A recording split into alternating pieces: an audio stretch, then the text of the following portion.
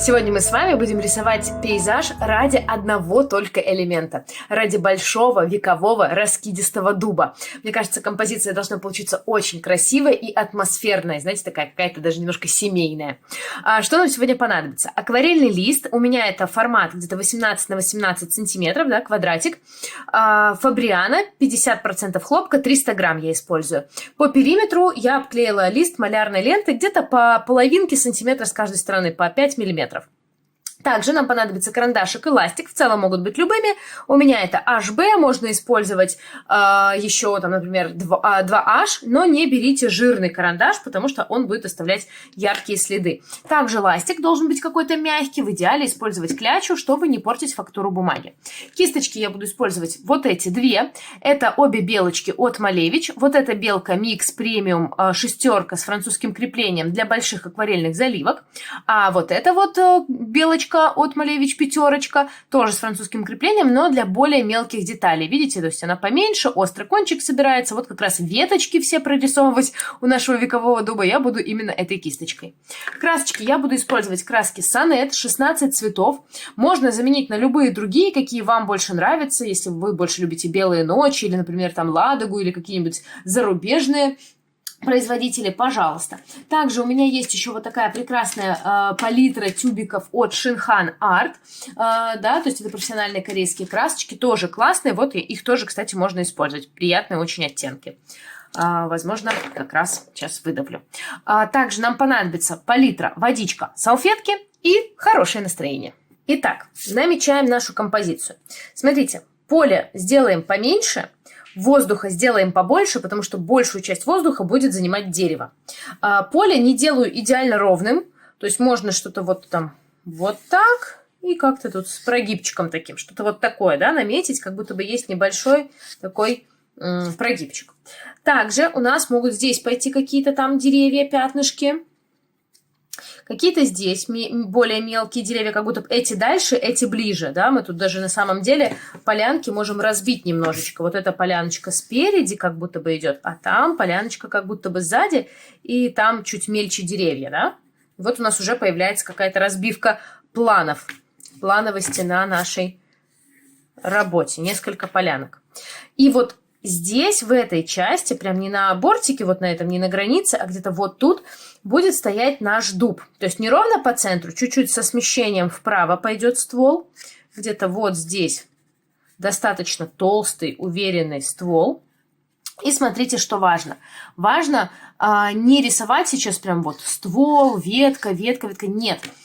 Нам важно, чтобы у нас дерево, крона дерева была плюмпочками, да, то есть мы в целом отмечаем, что вот наш раскидистый, вот этот вот дуб будет выглядеть из вот таких вот, собираться из вот таких вот плюмпочек.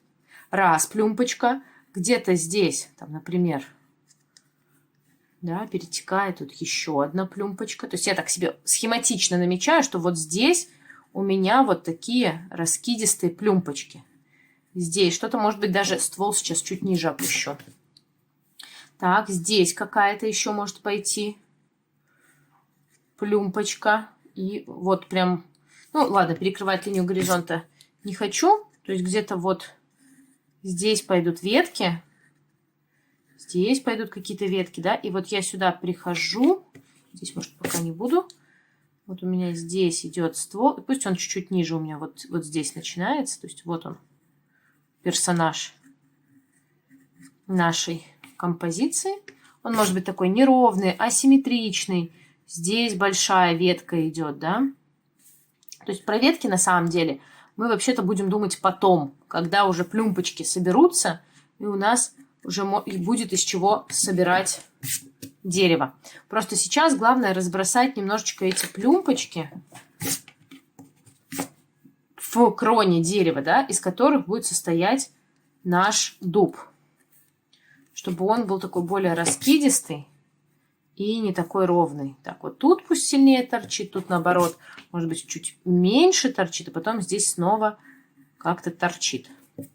Так, здесь такая длинная какая-то плюмпка. Так, сюда вот мне как-то хочется тоже, да, еще больше добавить. То есть вот здесь пусть что-то такое раскидистая будет. И вот тут еще. Пусть даже немножко линию горизонта нам перекроет. Отлично. А вот здесь вот я как раз-таки буду видеть ветки, и которые будут переходить в этот ствол. И здесь вот такая там ветка, сюда, большая. Здесь тоже, да, там. Сильно не расширяю ствол, пусть он будет, но не очень такой широкий. И ему не надо быть очень длинным, наоборот. На самом деле они не очень длинные у дубов.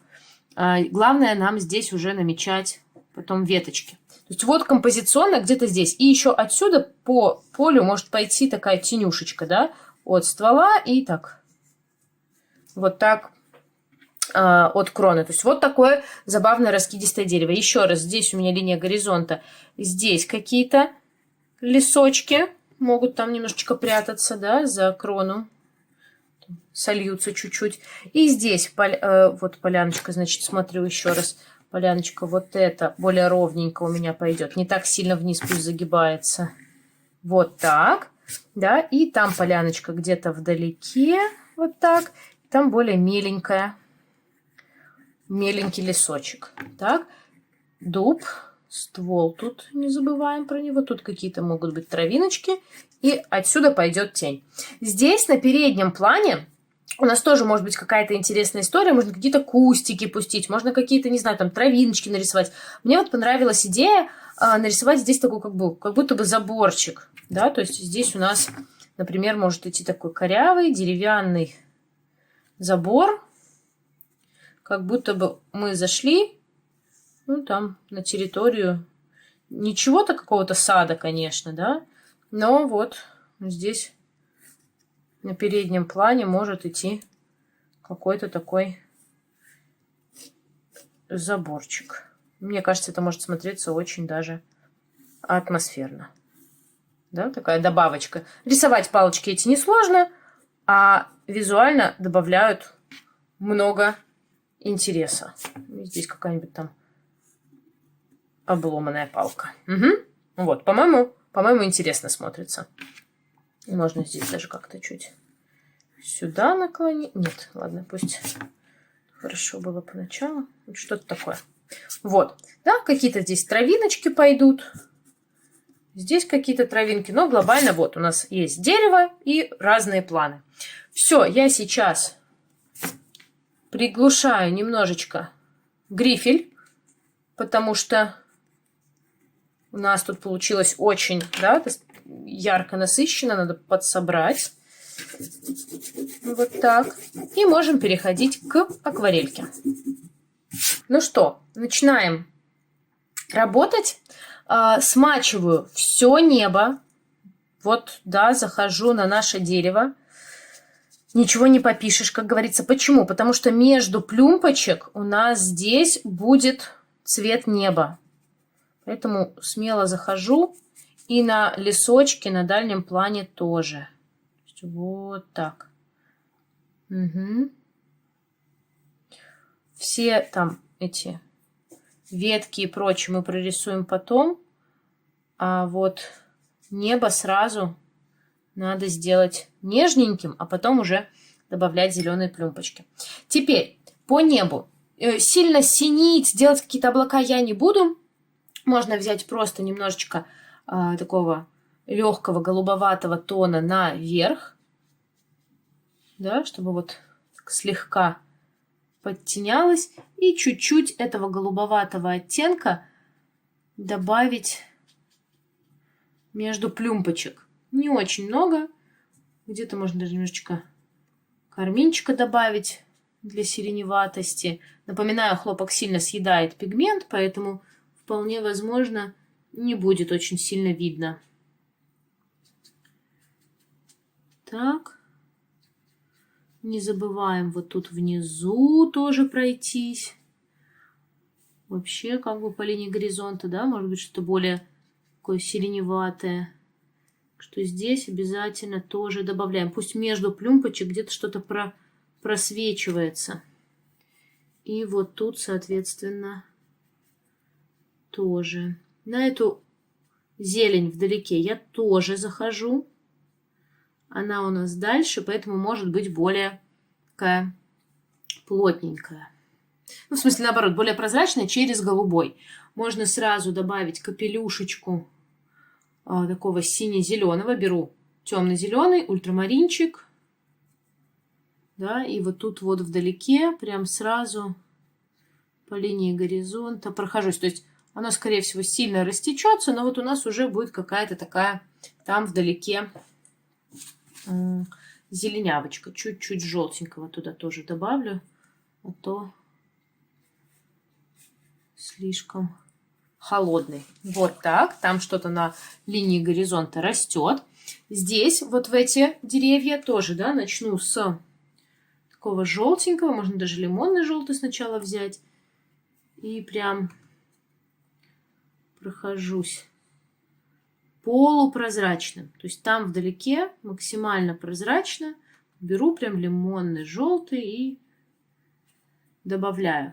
Дальше можно к лимонному желтому добавить немножечко ультрамарина. Да, и добавить чуть-чуть вниз зелени. Вот так.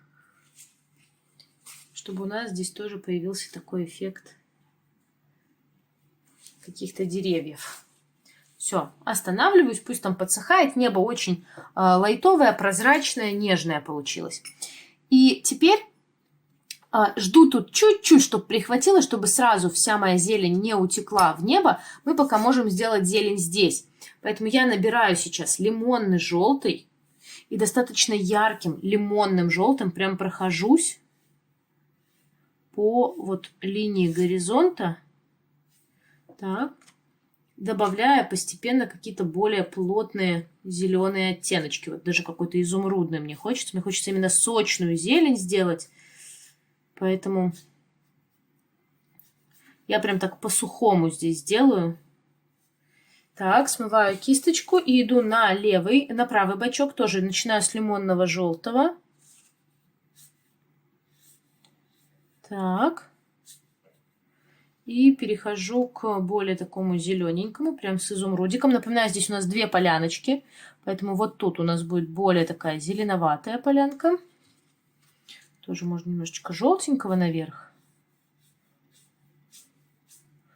Но в целом достаточно зелено. Про веточки, точнее палочки на переднем плане я пока не думаю, они будут темнее, поэтому можно смело заполнять здесь зеленью, а коричневый мы потом добавим.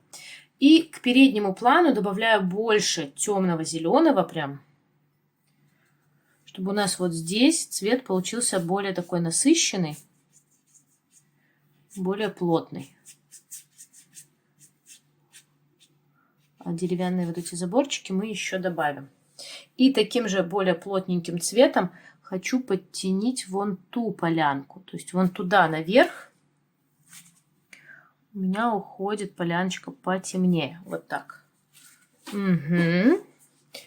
Так, можно даже взять желтенький, немножечко даже как-то так побрызгать, чтобы немножко разбежалась краска.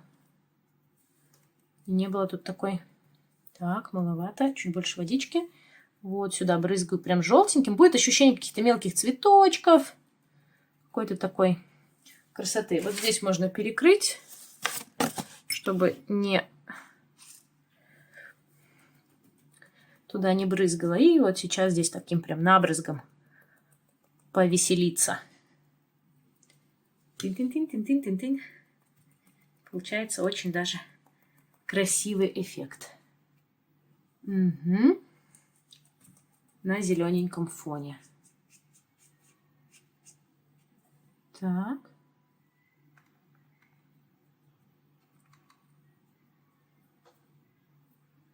Вот так. И еще чуть-чуть. Угу. Отлично. Хорошо. Сейчас вон в тех деревьях, да, опять же вижу, что маловато мне какой-то зелени. Стараюсь чуточку добавить, так аккуратненько. Именно зеленого добавляю, потому что, в принципе, желтым там все окей. А вот зеленого там как-то маловато. И вот там тоже, если присмотреться, потерялась зелень. я ее так чуть-чуть добавляю просто зеленым тоном.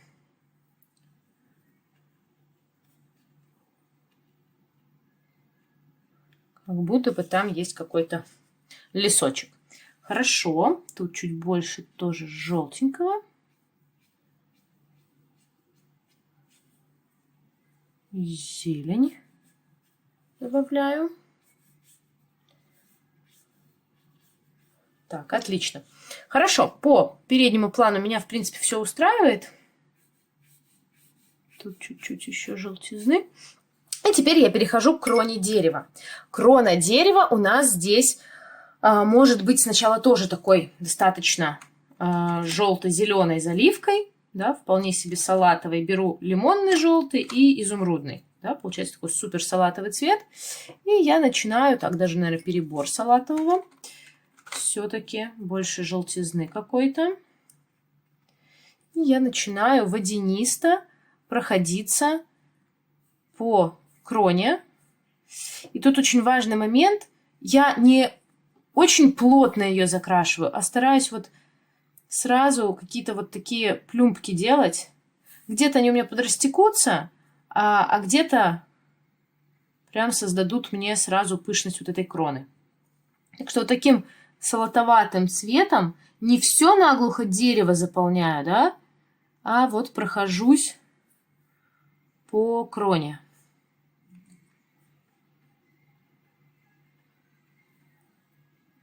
Так, главное не запутаться, где у меня были плюмпочки, а где у меня их нету, да? Чтобы у меня между плюмпочек обязательно остались прорези. Так, продолжаю делать то же самое. Беру вот там зелененький свой с изумрудиком, да, и вот здесь прям сразу стараюсь изумрудика добавить. Работаю достаточно быстро, чтобы у меня не сильно засыхала краска. Мне важно, чтобы в моих вот этих плюмпочках получались красивые переливчики, да. Ну, то есть в этом прям большой-большой важный момент. Здесь у меня еще была плюмпочка, я помню ее. Так, сюда чуть-чуть захожу.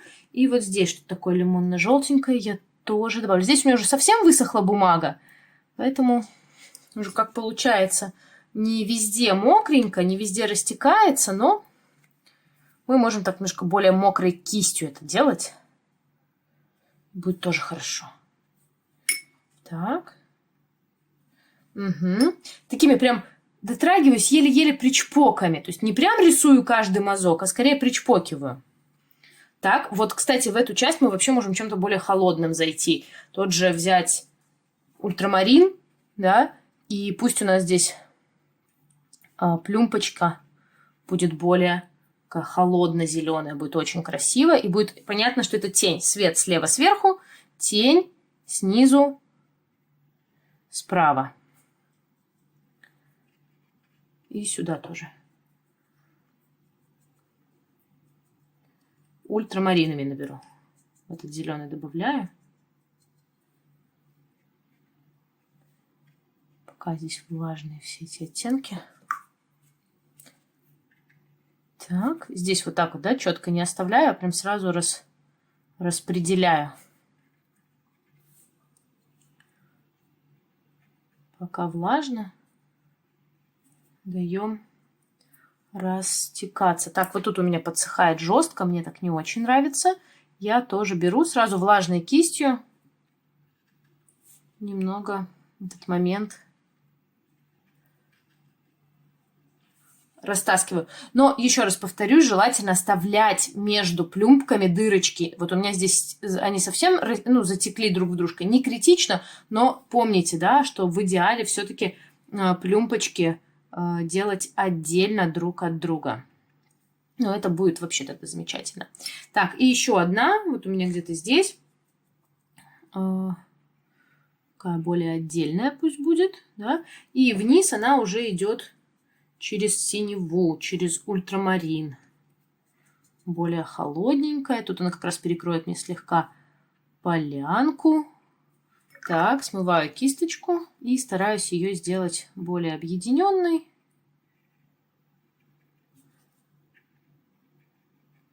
Более законченной. Так, вот такая еще плюмбочка. Отлично. Сейчас хочется добавить чуть больше какой-то зелени. Кой в наши деревянные эти оттенки. Возьму прям с теплым желтым, да, чуть-чуть больше.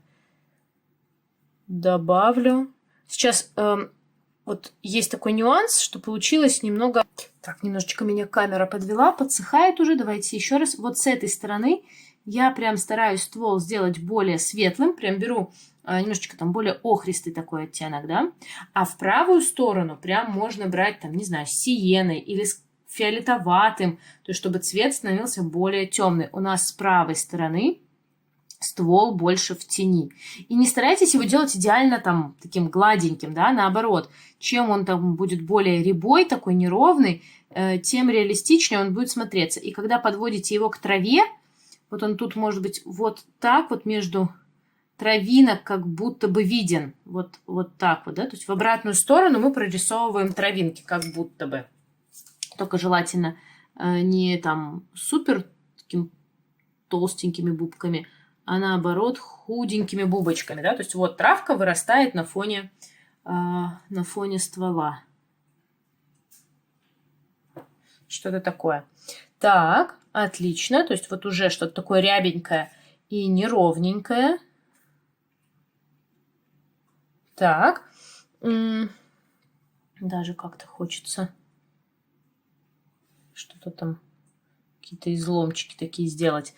И с правой стороны тоже. Чтобы оно как-то так. Вот так. Смотрелось, да? Неровно. И теперь я тут перехожу на ветки. Первая ветка у нас была намечена в карандашике. Тут несложно. Как-то сюда, здесь. Она может быть здесь достаточно крупная. Она прямо возле ствола. Так, заводим прямо вот туда в крону, чтобы оно так подрастекалось, да, то есть вот первая ветка у нас такая корявенькая. Едем дальше, смотрим, вот тут у нас тоже просвет есть, соответственно, здесь у нас тоже будет просвечиваться ствол, да, обязательно, не дырка. И я его так прям не рисую плотно и глухо, а смотрите, вот таким пятнышком проявляю, и есть ощущение, что между кроной у нас виднеется наш ствол. Вот такой интересный приемчик. Так, едем дальше. Снова набираем сепию. Смотрим, да, дальше.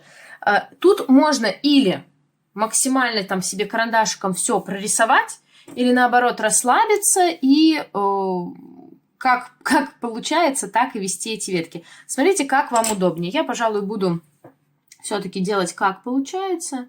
Где вижу, там пою, грубо говоря. Так. Главное, чтобы были какие-то плотные веточки, да, и от них там расходились какие-то более тонкие. И важно, чтобы они не резко там где-то как-то куда-то заканчивались, а чтобы они втекали в наш зеленый, да, чтобы обязательно у нас были какие-то подтеки.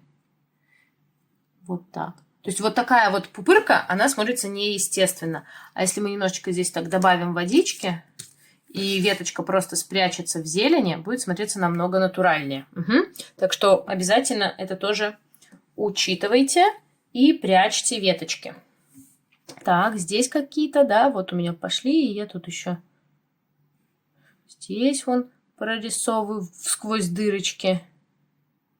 И здесь еще какие-то могут там вытянуться. Про свет-тень подумаем попозже. Сначала давайте просто прорисуем, где у нас могут торчать ветки. Тут какая-то может большая идти, да, толстая. И от нее там еще парочку. Так. Здесь где-то.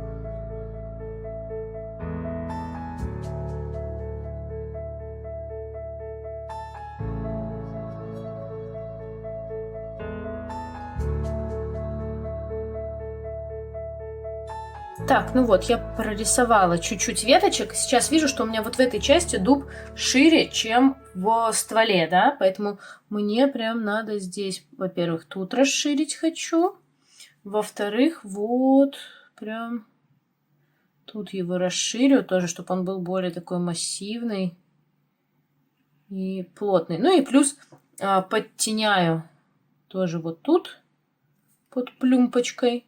Здесь будет тень. И еще более темным его делаю с правой стороны. Беру более плотные коричневые оттенки. Может, даже немножко фиолетового добавляю. И вот тут прям широким мазком. Тут. А также немножечко по веткам. Особенно там, где они ближе к кроне, да, подходят. Они могут быть потемнее. Здесь, в принципе, наверху мне нравится. Я бы сильно даже и не подтеняла. А вот тут, да, он может быть более плотным таким. Этот тон. Ну, такое прям массивное, активное дерево. Возможно, даже тут чуть-чуть подвымою. Ну, толщина останется, а тон немножечко приглушу. И вот эта травинка меня раздражает в итоге. Сама ее сделала, сама ее убрала. Хочется более такого мокрого эффекта. Ну, не такого проработанного, да. Так, можно еще сразу пройтись более такой холодный, зеленоватым, холодным цветом вот здесь, как тень. Сначала из-под дерева просто как ствол идет, да, а потом даже что-то как-то и побольше. Синий, там темно-зеленый. Что-то тут такое. Вот так. Затенить.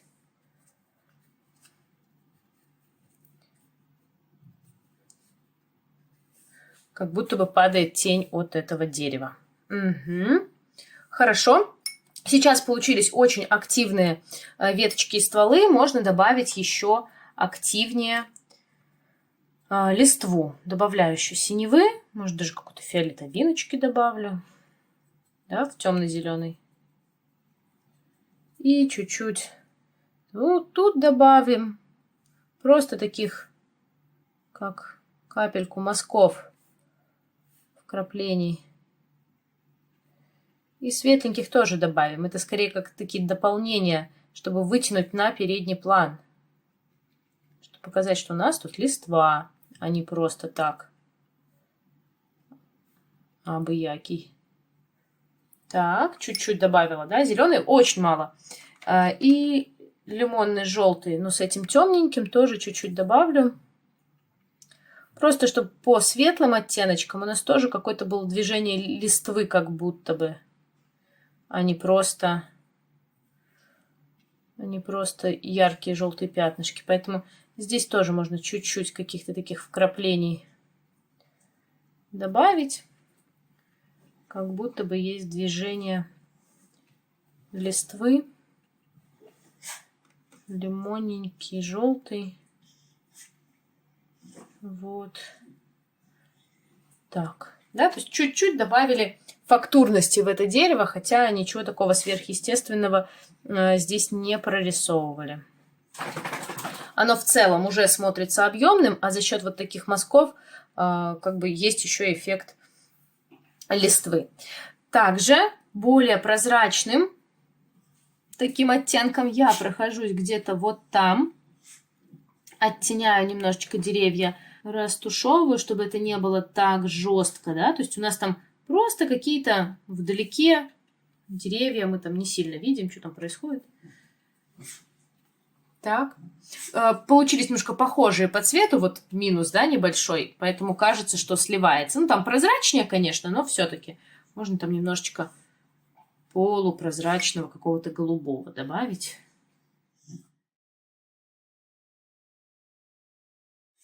Рядом с желтым.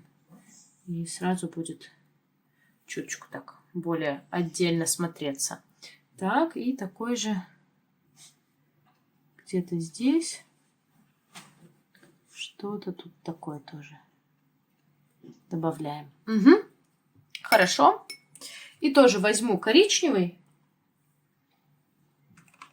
сиену. Вот так.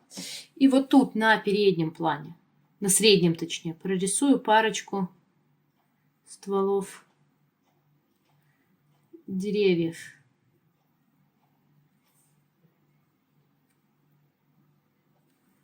Да, что у нас тут есть какие-то тоже веточки. Ну, веточки я, конечно, не вижу, а вот стволы деревьев вижу. И можно еще даже какую-то сиреневатую там тенюшечку по полянке, чтобы было понятно, что там есть тень от этого леса. Вот так. То есть там деревья отдельно стоят. Тоже немножко сиреневатый тон добавлю, чтобы отбить именно вот эту вот зелень на переднем плане от той зелени на дальнем. Вот так. Угу. Хорошо. В принципе, все по средним планам. Можно, опять же, да, еще раз коричневатым здесь чуть-чуть по коре пройтись. Ну так, фактурность какую-то легкую добавить. И вот тут уже можно решать, оставлять так или добавить заборчик. Я бы добавила, мне кажется, композиция с заборчиком будет смотреться более, ну, как-то закончено, что ли, и интересно. Кто не помнит, где был заборчик, его можно еще раз нарисовать себе карандашиком. Так, заборчик был у меня вот тут, вот палочка раз, доска, и к ней, напоминаю, шла доска раз, доска 2. Сильно ровно рисовать не обязательно. Вторая у нас была где-то вот здесь. И здесь еще была третья палочка. И где-то вот тут у меня проходила доска раз. И где-то вот тут у меня проходила доска 2. Отлично. Беру всю ту же сиену. Сепию, точнее, прошу прощения. И заполняю. Можно прям до самого низа не доводить. До края листа. Сверху оставляю какую-то прям тоненькую полосочку, чтобы было ощущение там подсвеченности, да, доски. А тут вот рисую. То есть, смотрите, я прям не прорисовываю ее идеально. Она у меня кривенькая. Ну и отлично. Все, я ее такой кривенькой и создаю. Здесь тоже какая-то кривенькая. Кривенькая. Ну и все. Вот так. Сюда введу раз. Полосочка. Сверху потоньше. Такие досточки. Оп. Вот просто за счет мазка даже, да? И здесь. Еще. Ну, то есть мы так немножко перекрываем наш передний план. Не видим его таким, как вот он был до этого. И здесь пошла еще такая доска. И вот мазок дерева. И тут еще. Раз. Два. Теперь я возьму более темный коричневый. Прям фиолетового добавлю на передний план. И смотрите, по правой стороне добавлю тени в вертикальной доске. И вниз добавлю тень по горизонтальным доскам. Прям нормально так подтеняю. Да? Появляется нужный нам объемчик. Здесь по правой стороне. Здесь внизу. Это у меня коричневый с фиолетовым. Так.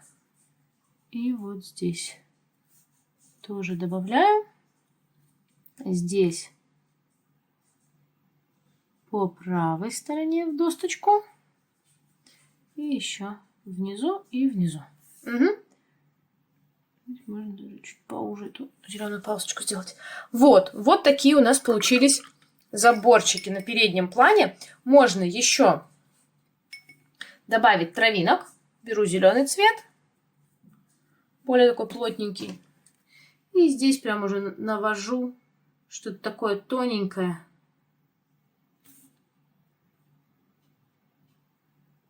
И на переднем плане что-то такое тут добавляю. Тут что-то растет. Тут, кстати, возле тоже может расти такая травка более заметная, да, как будто бы в тени. Так.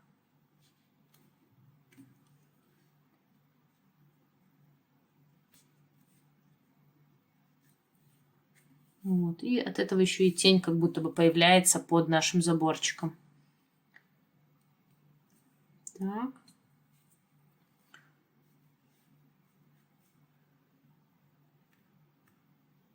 Чуть-чуть на линию горизонта. Угу. Вот. Вот такая композиция с дубом у нас получилась. По-моему, смотрится очень красиво. Можно, когда вот все немножечко подсохнет, взять белый там акрил или, например, акварель с белилами и немножечко добавить здесь бликов на досточке, во-первых, да, по левой стороне и сверху. То есть вот у нас тени справа снизу, блики слева и сверху.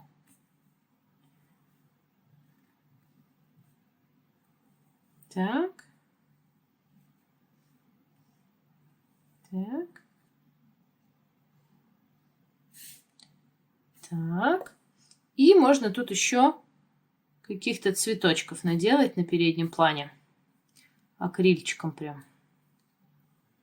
Где вот эта травиночка растет.